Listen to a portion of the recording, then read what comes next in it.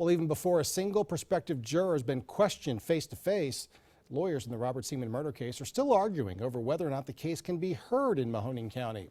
As 27 First News reporter Jerry Ricciuti tells us, this isn't the first time the defense has tried to get the trial moved, but for now, it's going to stay in Youngstown. With a stack of jury questionnaire forms sitting on the defense table, Robert Seman's lawyers argued the time has come to move this case out of Mahoning County. It does not appear that we can get a fair and impartial trial. Attorney Lynn Morrow went through the forms, which prospective jurors fill out to indicate how much they know about a particular case in advance. This is the stack of people who have heard nothing about the case. 8 jurors out of 95.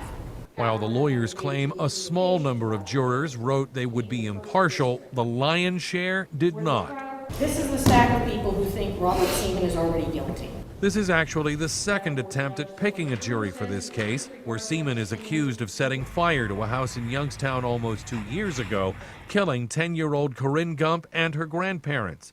The first try, back in September, ended with a mistrial when several members of the jury pool were overheard giving their views about the defendant. In court this morning, Seman's lawyers claimed history was repeating itself.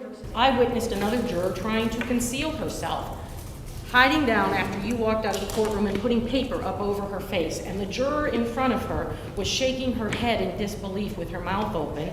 Prosecutors argued there's no way to know how jury members will react without starting the process of questioning them individually, telling the judge the defense was essentially creating even more pretrial publicity by making their arguments in front of the media today. Judge Maureen Sweeney agreed, for now at least. She plans to begin calling potential jurors starting tomorrow before deciding whether the trial needs to move or not. In Youngstown, Jerry Ricciuti, WKBN 27 First News.